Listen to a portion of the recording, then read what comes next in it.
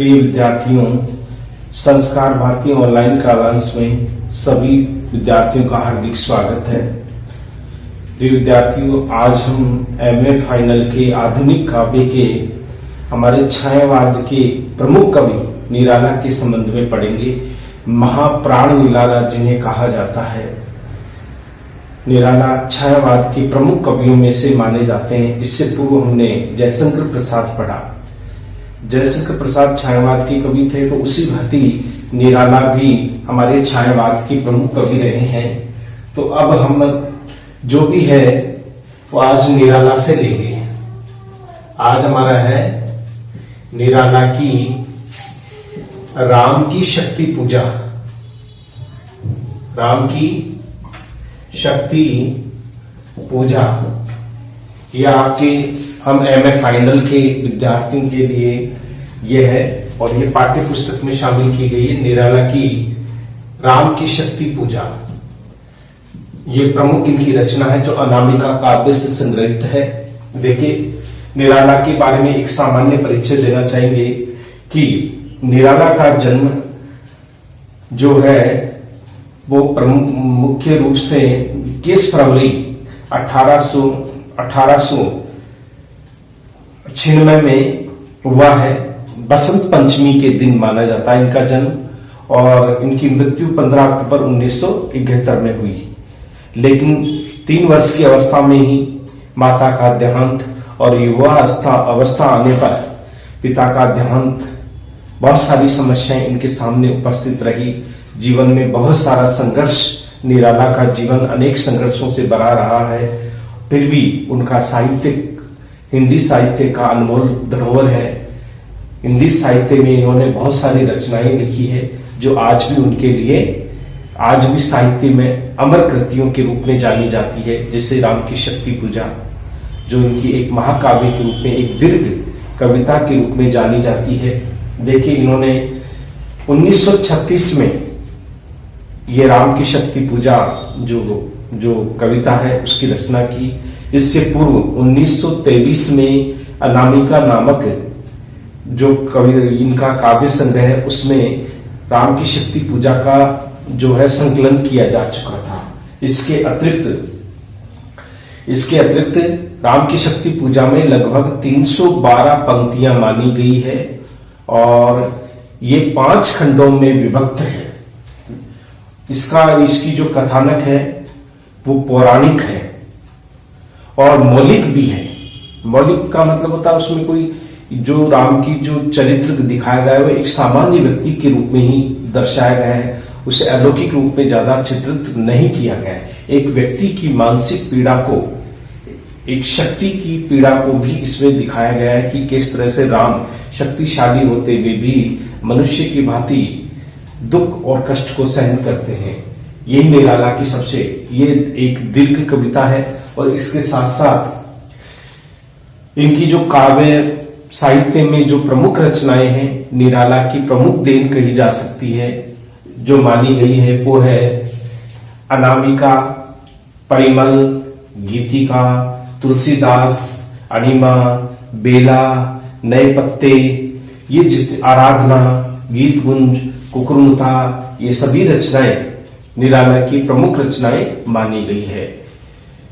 निराला बड़े स्वच्छंद प्रवृत्ति के कवि माने जाते हैं, और स्वभाव से भी वे बड़े दानवीर और साथ ही साथ हृदय के बड़े साफ व्यक्ति रहे हैं।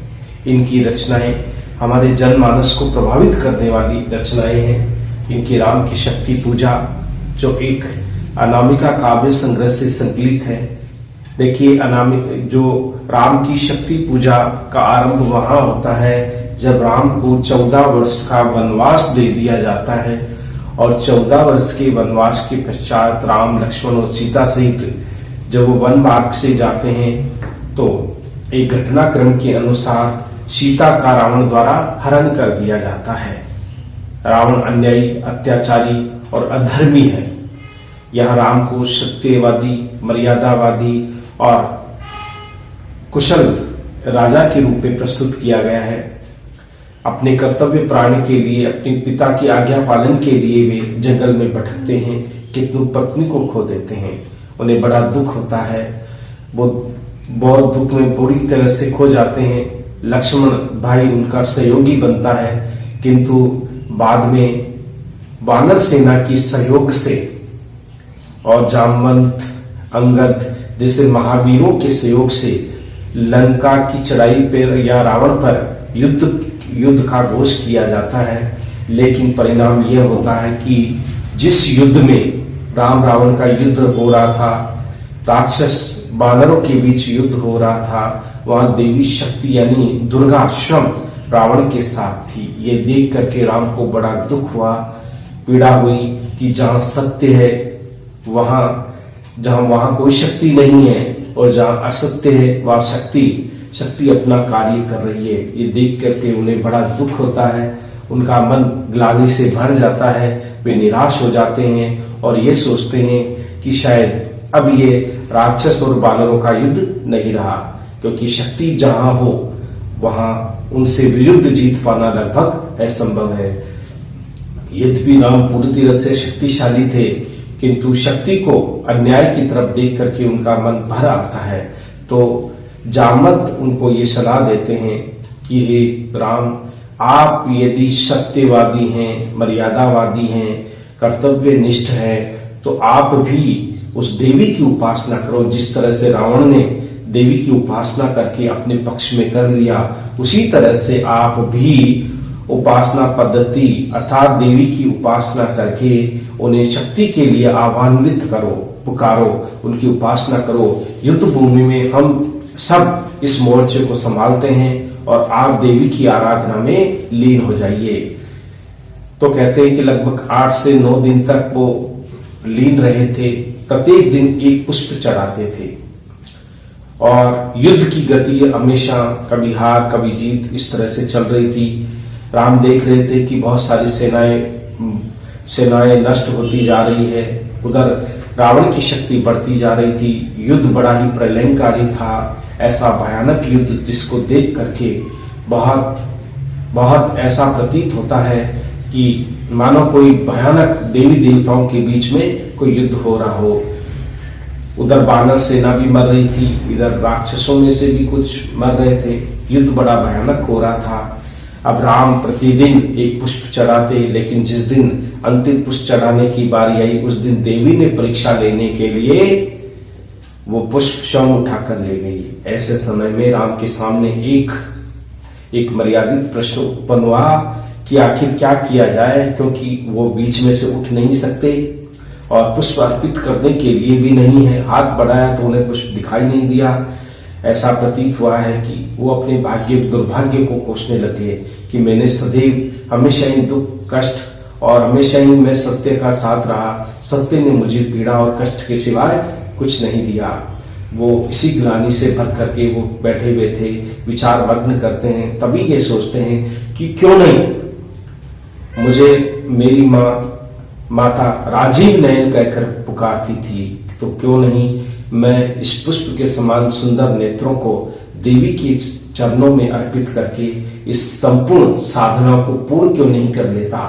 अगर मैं साधना को पूर्ण कर लेता हूं तो देवी निश्चित रूप से मेरे लिए मंगलकारी बनकर और युद्ध विजय का आशीर्वाद देने के लिए स्वयं उपस्थित होगी। यही सोच करके राम ने अपने तुणीर से और चमचमाता हुआ एक तीर निकाला और आंख निकालने के लिए जैसे ही तत्पर हुए, उसी समय देवी दुर्गा उपस्थित हुई और उन्होंने राम से कहा कि धन्य हो राम, तुमने वास्तविक रूप से एक मर्यादावादी और युद्ध के नियमों के अनुसार समस्त कार्य किए हैं। तुम धन्य हो, तुम्हारी विजय होगी। और निश्चित रूप से इस तरह से कहकर के देवी स्वयं भगवान राम में प्रविष्ट हो गई, अर्थात शक्ति का रूप वह धारण उन्होंने कर लिया। अर्थात राम ने अब जो था राम का पलड़ा भारी हो गया। किस तरह से राम अब रावण के बीच में युद्ध होता है। ये युद्ध अधर्म और धर्म के बीच युद्ध था, ये असत्य और सत्य के बीच युद्ध था। अंत में धर्म और सत्य की विजय होती है और इस तरह से राम अपनी सीता को रावण की चुंगल से छुटाकर रावण का वध करके पुनः लंका से वो अयोध्या लौट आते हैं। इस तरह से निराला ने एक शाम की शक्ति पूजा के एक छोटे से प्रसंग को बना करके हमारे सामने प्रस्तुत किया है। वास्तविक रूप से ये प्रसंग हमारे मन में निराशा भाव उत्पन्न भी करता है, तो एक संघर्ष का भाव भी उत्पन्न करता है।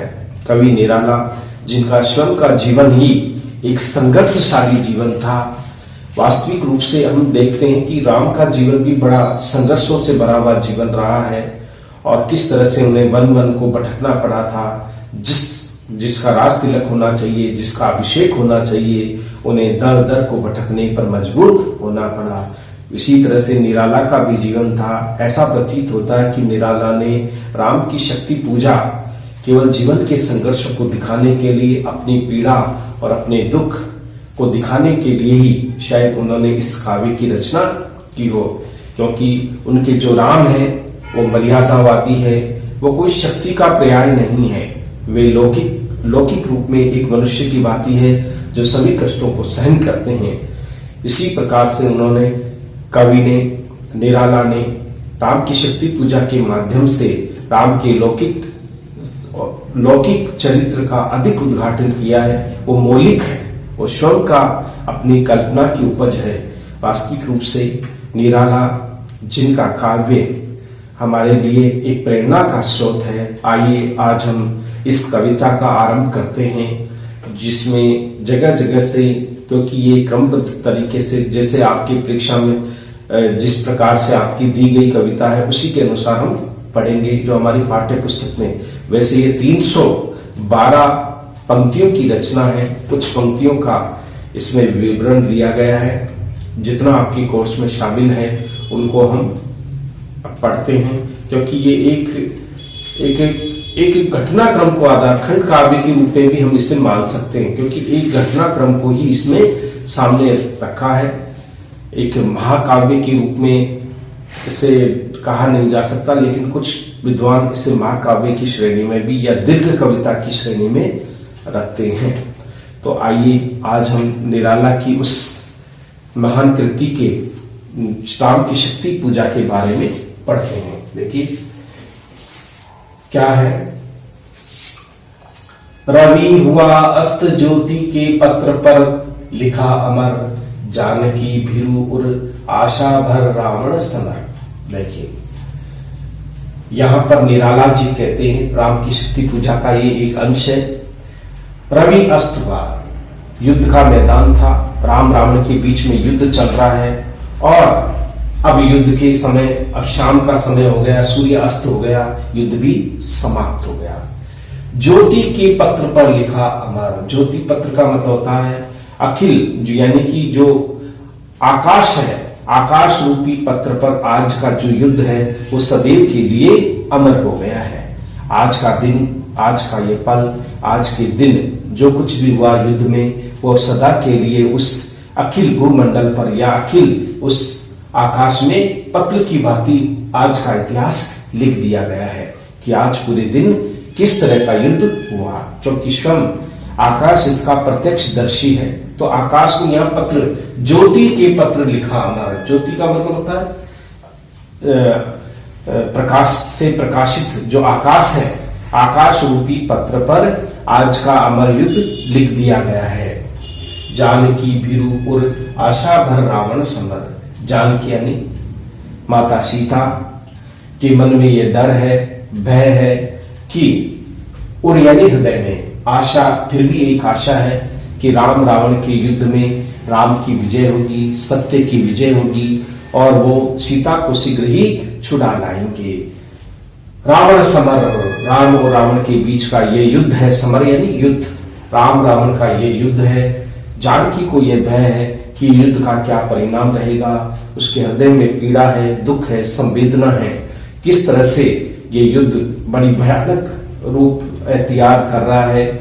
और इस तरह से अब जो माता सीता है उसके हृदय में उस युद्ध की भयानकता को देख करके मन में भीड़ यानी डर पैदा हो गया कि दो महाशक्तियों के बीच का ये युद्ध था, कहीं ये पर्दे न ला दे, कहीं ये विनाशकारी न बन जाए। यही सीता के मन में फिर भी आशा थी। फिर भी आशा थी कि उनके राम उसे शीघ्र ही रावण के उस चंगुल से या इस लंका से मुक्त करा सकेंगे। देखिए, लोटे युग दल राक्षस पद तल पृथ्वी टलमल, करने के लिए फिर वानर दल आश्रय स्थल। लोटे युग दल, जितने भी सेनाएं थी संध्या काल के समय युद्ध से निवृत्त होकर के, जितने भी आज के समय में जितना भी युद्ध हुआ उस युद्ध से वापस अपने राक्षस अपनी सेना अपने दल में वापस लौट रहे थे। राक्षस पद तल पृथ्वी टलमल, राक्षस तो बड़े बड़े डील डोल के शरीर के, बड़े भयानक, जिनके चलने मात्र से ही पूरी पृथ्वी क्या हो रही थी, डगमगा रही थी, हिल रही थी। बड़े भारी भरकम शरीर वाले, बड़े ही पद यानी पैरों से ताल मिलाकर वो चल रहे थे। राक्षस जाति के ये लोग, पूरी पृथ्वी उससे क्या हो रही थी, भयभीत हो रही थी, यानी कि डगमगा रही थी। करने के लिए फिर वानर दल आश्रय स्थल, जो वानर थे वो भी आराम करने के लिए, विश्राम करने के लिए रात्रि के उस समय वापस फिर वो अपने आश्रय स्थल पर वानर दल लौट आए थे, क्योंकि आज का युद्ध समाप्त हो गया था और जो कुछ भी युद्ध में हुआ आराम करने के लिए, विश्राम करने के लिए वापस वो भी राक्षस दलों के साथ में उधर वो राक्षस दल गए और उधर वानर दल भी अपने अपने शिविर में आश्रय स्थल पर लौट आए। ऐसे क्षण अंधकार घन में जैसे विद्युत व्याकुल व्याकुल, कुछ चीर प्रफुल्ल मुख निश्चेतन। ऐसे क्षण में अंधकार में, घन अंधकार में जैसे विद्युत, ऐसे समय में एक आशा की किरण थी कि युद्ध का परिणाम क्या होगा।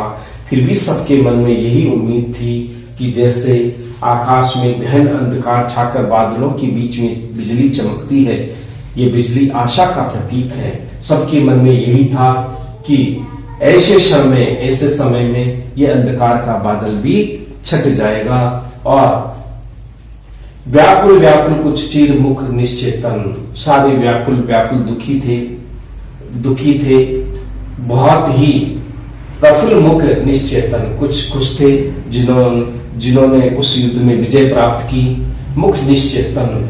और एक तरह से कहीं पर कोई चिंताएं सता रही थी किसी को, तो अलग अलग तरह के जो विचार है वो सामने प्रकट हो रहे थे। ये अश्रु राम के आते ही मन में विचार, झुक जाएगा कपि निश्चय होगा दूर रोत। देखिए, ये अश्रु राम के आते ही मन में विचार, राम ने देखा कि सेना भी पूरी तरह से अस्त व्यस्त हो गई है और किसी के मुख पर चिंता साफ स्पष्ट रूप से दिखाई दे रही है। राम सीता के बारे में सोच करके, उसके दुख के बारे में सोच करके, सीता के बारे में उनके अश्रु भर आए।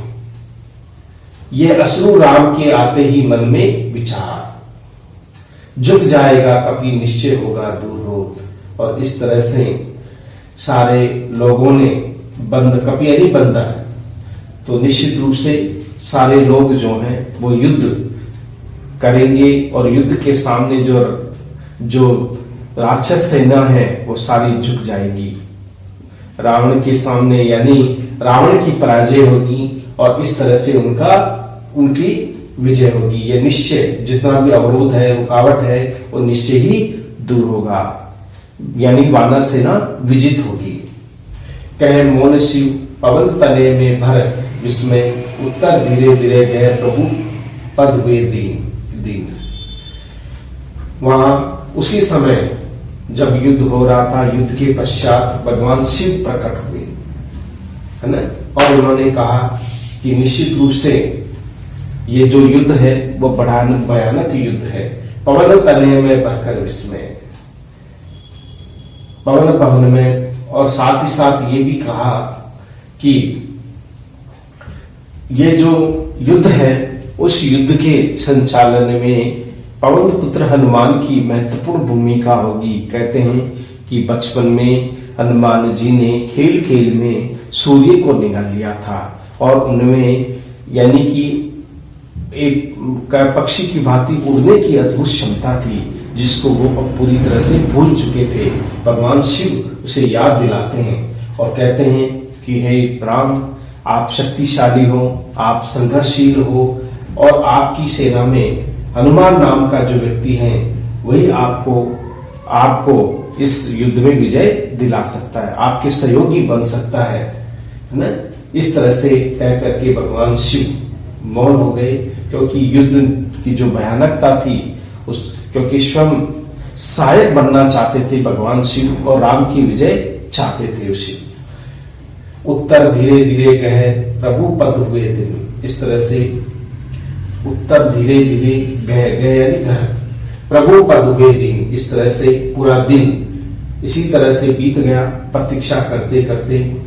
राम का विश्वापन देखते कुछ क्षण मैं बना किंतु लंकापति दिख देखिए, राम का बहुत दुखी विषमानपन यानी कि राम का जो विष से भरा हुआ है, कहने का मतलब दुखी, बिल्कुल एकदम हताश निराशा का जो चेहरा है उसको देखा कुछ क्षण किसने,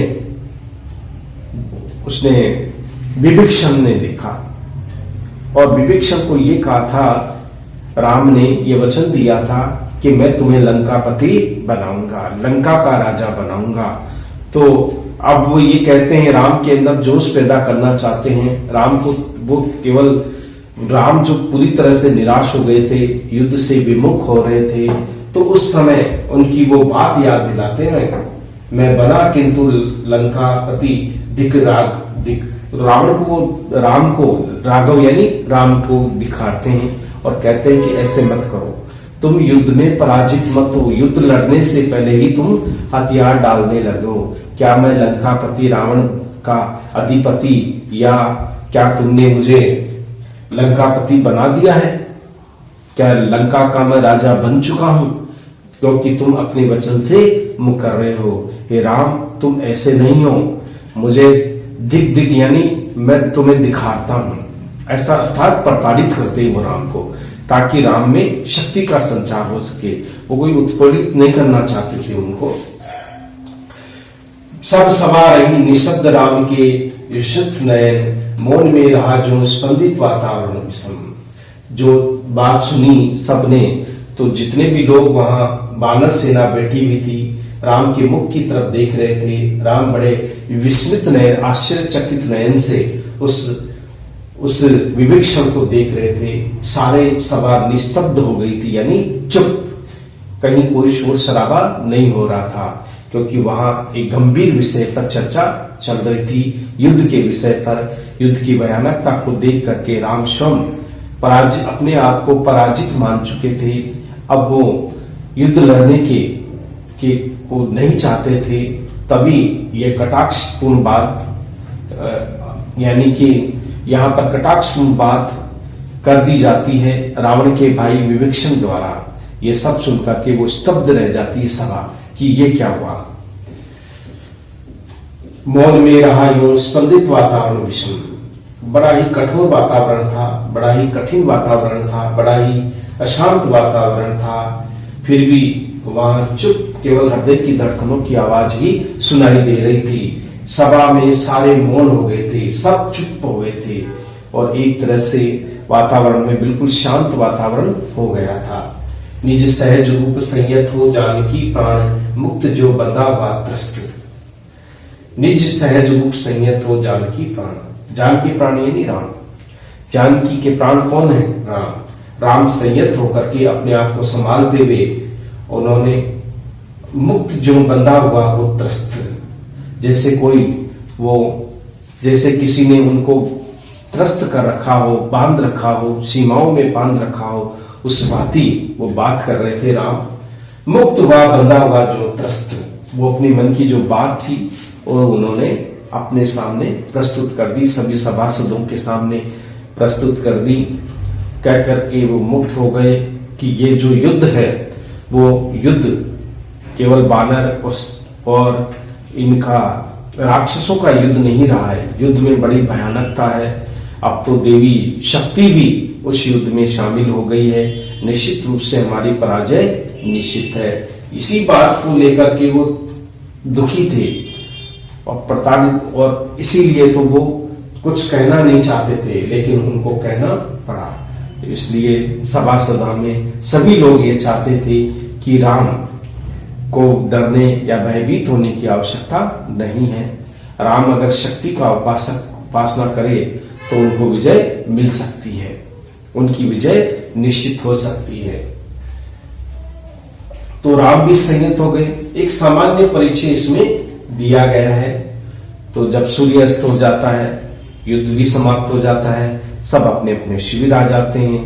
राम का मन जो था वो पूरी तरह से दुखी था, त्रस्त था, और दूसरी तरफ रावण की सेना में बड़ा उत्साह देखा जा सकता है, क्योंकि आज की जो युद्ध का परिणाम रहा वो रावण की सेना का अधिक पलड़ा भारी रहा। ये देख करके राम को बड़ा दुख हुआ। इसी मनोस्थिति का चित्रण, राम के निराश मन की स्थिति का चित्रण इस पद्यांश में किया गया है। अब देखिए,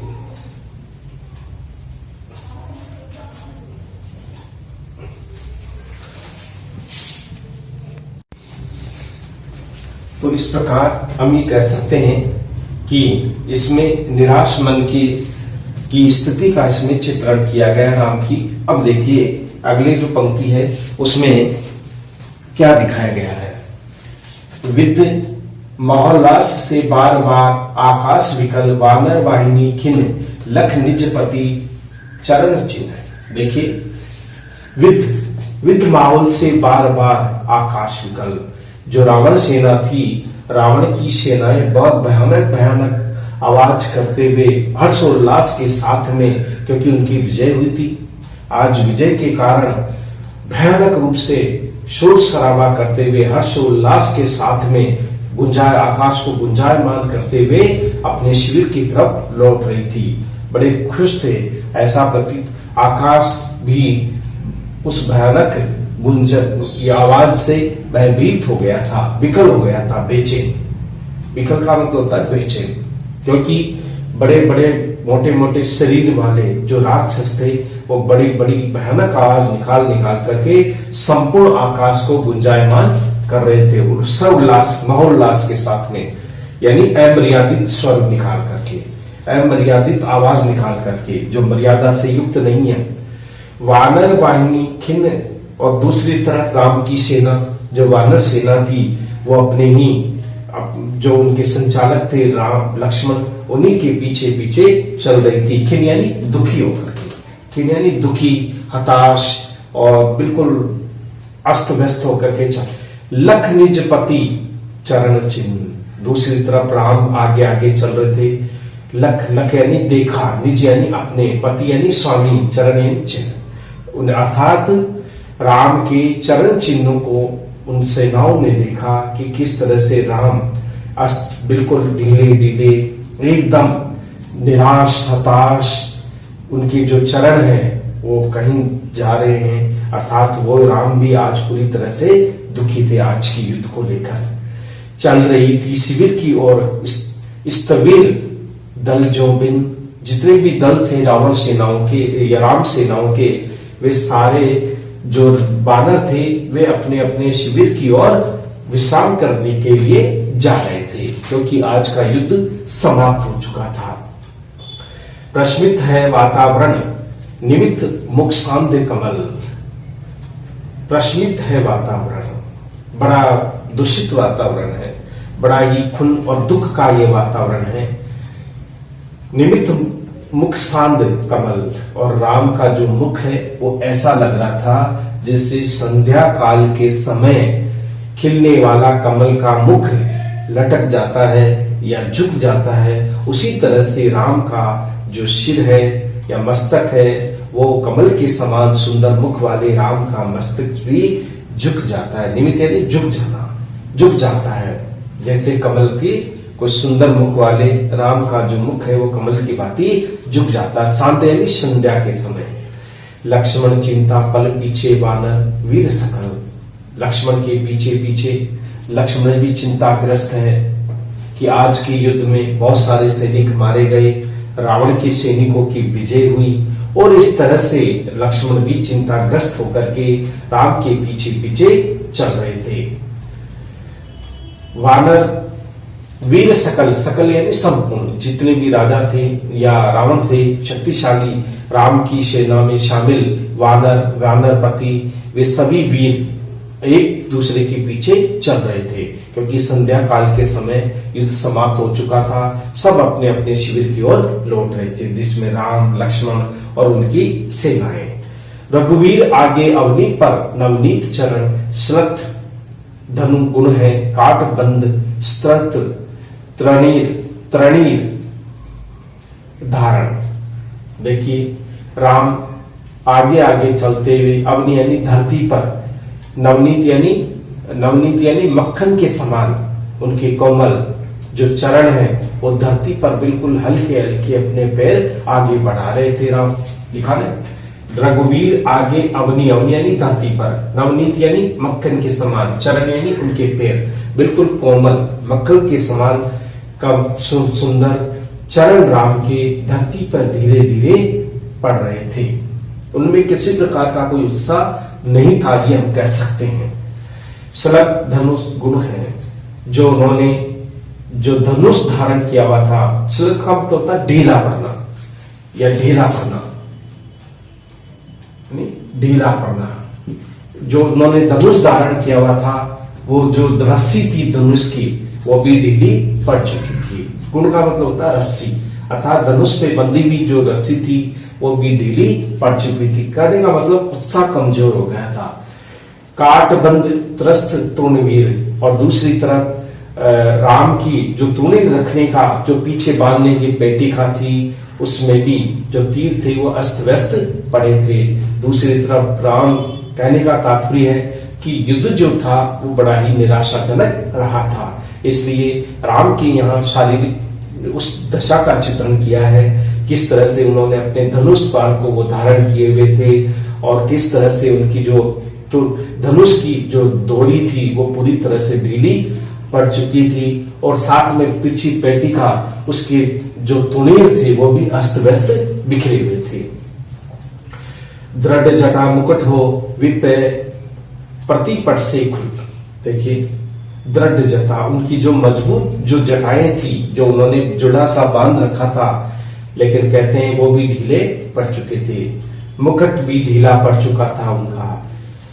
विप्रस्त प्रतिपट खुल, जितनी भी चीजें थी अस्त व्यस्त हो रखी थी, हर चीज खुल चुकी थी, चाहे वो खुला हुआ जुड़ा हो, उनका दृढ़ मजबूत बंधा हुआ जुड़ा हो, मुकुट हो, ये जितनी भी चीजें थी हर पल क्या हो रहे थे, खुल रहे थे, अर्थात उन्हें अपनी शुद्ध नहीं थी। वो पूरी तरह से व्याकुल थे, दुखी थे और उनको अपनी शुद्ध बुद्ध नहीं थी। फैला पृष्ठ पर बाहों पर वक्ष पर विपुल, उतरा जो उद्गम पर्वत पर, निराशा अंधकार चमकी दूर ताराएं जो कहीं पार। देखिए फैला पृष्ठ भुजाओं पर वक्ष पर विपुल, राम की जो जटाएं थी, राम की जो दृढ़ जटाएं थी वो अब खुल गई थी और खुल करके उनकी विशाल भुजाओं के ऊपर वो वक्ष का मतलब होता है हृदय पर, वो संपूर्ण रूप से फैल चुकी थी। जटाएं उनकी जो खुल करके और पूरी तरह से भुजाओं तक फैल गई थी। वक्ष स्थल पर उनकी जो जटाएं थी वो फैल चुकी थी विपुल यानी अधिक मात्रा में। जो लंबे सघन बाल थे वो चारों तरफ उनकी भुजाओं और उनके हृदय पर फैल चुके थे।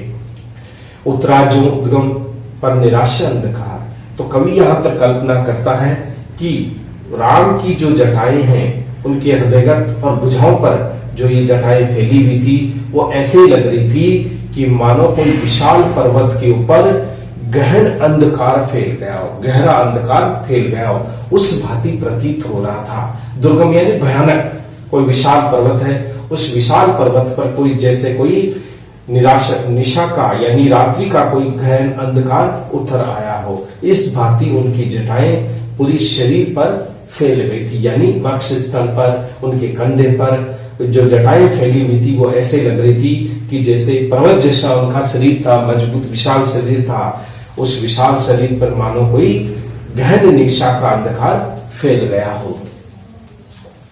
चमकी दूर तारे हो कहीं पार, फिर भी राम की जो आंखें हैं वो तारों की भांति चमकती हुई दिखाई दे रही थी, आशा की एक किरण थी और एक उम्मीद की ये धारा थी जो उनकी आंखों में स्पष्ट रूप से दिखाई दे रही थी, यानी चमक थी एक।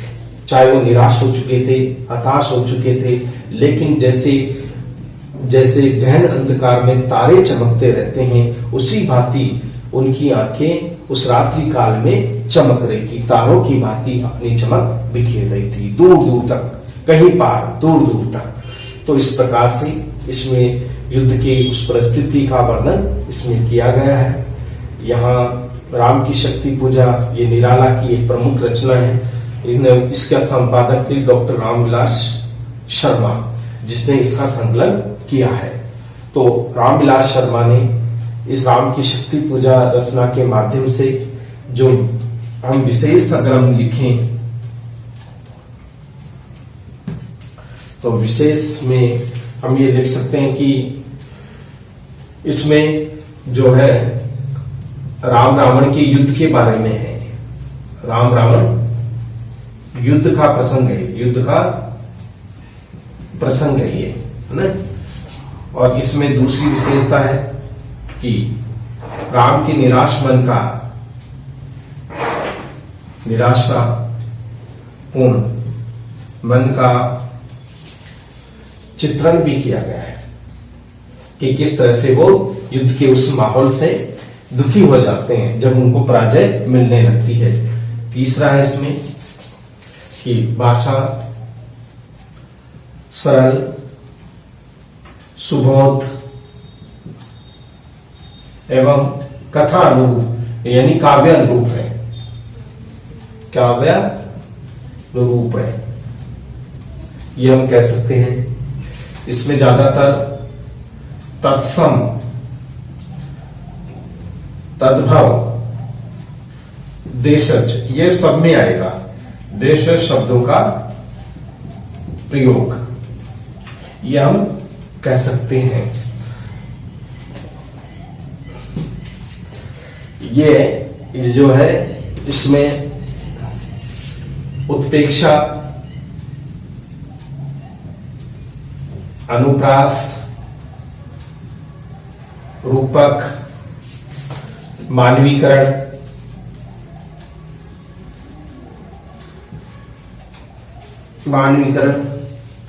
उत्प्रेक्षा, अनुप्रास, मानवीकरण जैसे अलंकारों का प्रयोग भी मिलता है।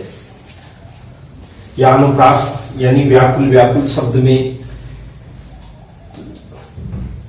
जानकी भिरु उर्वर, आशा भर रावण समर, इस प्रकार के जो शब्द हैं तत्सम शब्दों का भी प्रयोग इसमें मिलता है।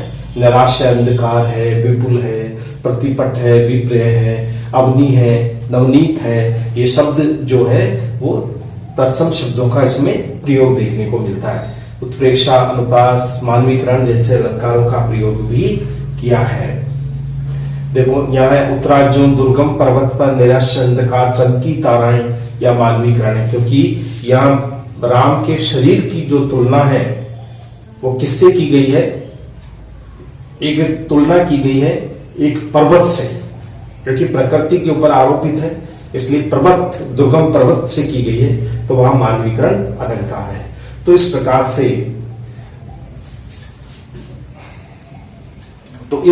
से ये निराला की राम की शक्ति पूजा है, जिसमें राम रावण के युद्ध के प्रसंग को उठाया गया है।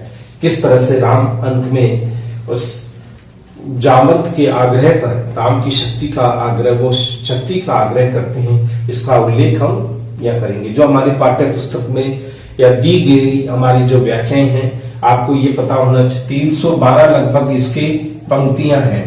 हमने पहले भी बताया था, इन पंक्तियों में कुछ पंक्तियां ही हमारे पाठ्य पुस्तक में संकलित की गई है, पूरी तरह से ये पूरा काव्य संकलित नहीं किया गया है। तो उन्हीं के बारे में हम पढ़ेंगे। ये राम की शक्ति पूजा है, जिसमें अपनी एक मौलिक चेतना है, उनकी मौलिक रचना है, जिसके अंतर्गत राम की निराशीगत उस दशा का चित्रण इस काव्य में किया गया है। यह हमारा एक सामान्य परिचय था राम की शक्ति पूजा के संबंध में। निराला की ये रचना है, काफी प्रसिद्ध रचना है, और निराला की को इसी रचना के माध्यम से काफी प्रसिद्धि मिली है। अब देखिए आप इसमें जो भी है आपके संदर्भ, प्रसंग, व्याख्या और विशेष, ये सभी आपको उसी रूप में लिखना है जिसलिए कि हमने पिछली जो हमारी व्याख्याएं थी उसमें बताया, उसी के अनुसार करना है। ये है तो विशेष में आप लिख सकते हैं, क्योंकि यहाँ विशेष के बारे में यही कह सकते हैं कि ये इसमें एक निराश राम रावण के युद्ध का प्रसंग किया गया है। राम के निराशापूर्ण मन का चित्रण किया गया है, क्योंकि दोनों में ही यही चित्रण है। और भाषा सरल, सुबोध और आकर्षक है। तत्सम, तद्भव, देश शब्दों का प्रयोग भी इनमें मिलता है, क्योंकि संस्कृत भाषा के प्रति निराला का विशेष प्रेम रहा है। और इसके अलावा उत्प्रेक्षा, अनुप्रास, रूपक जैसे मानवीकरण अलंकारों का भी प्रयोग जैसे अलंकार है, ये हम कह सकते हैं, अलंकार का प्रयोग है, ये हम कह सकते हैं। तो इस तरह से ये हमारी जो व्याख्या है वो यही पूर्ण होती है। शेष व्याख्याओं में हम फिर मिलेंगे।